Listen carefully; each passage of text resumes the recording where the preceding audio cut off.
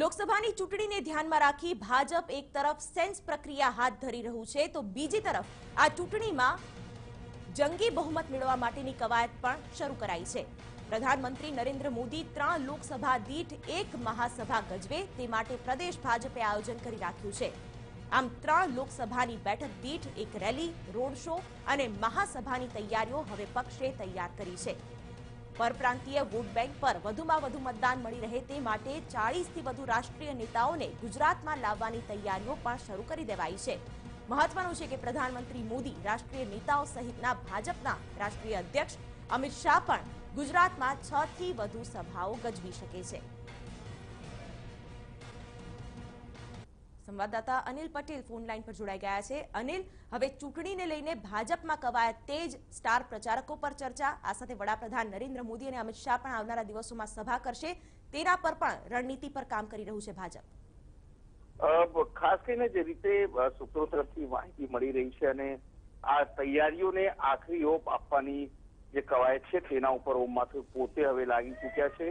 જ્યારે 2 દિવસ પહેલા બેઠક થઈ, બેઠકની અંદર એ વાત ઉપર ચર્ચા કરવામાં આવી છે કે 3 લોકસભા સીટો ઉપર એક સભા કરાવવામાં આવે કે પછી 2 લોકસભા સીટો ઉપર પીએમની સભા કરાવવામાં આવે તો સર્વસંમતિ સધાઈ છે કે 3 લોકસભા વચ્ચે એક જો સભા કરાવવામાં આવે તો તેનું પરિણામ સારું મળી શકે છે। સાથે લગભગ અમિત શાહ જે છે તેમની પણ 6 થી વધુ સભાઓ કરાવવાનું આયોજન થઈ રહ્યું છે। ગુજરાતની અંદર હરિયાણા, પંજાબ, મધ્યપ્રદેશ, રાજસ્થાન, યુપી, બિહારના લોકો પણ અહીંયા વસવાટ કરે છે મોટા પાયે, ખાસ કરીને અમદાવાદ, સુરત જેવા શહેરોમાં। તો ત્યાં પણ સ્થાનિક જે નેતાઓ છે યુપી, બિહાર અને બાકીના એ લોકોને પણ અહીં લાવીને એ તમામને રીઝવવાનો પ્રયાસ છે એ કરવામાં આવશે।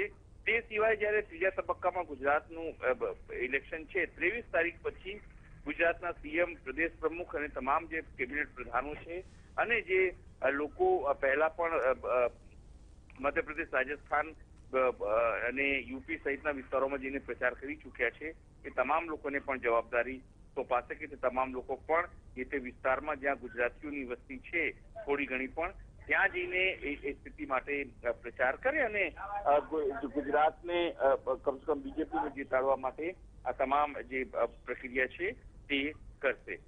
બિલકુલ અનિલ, આભાર સમગ્ર માહિતી માટે।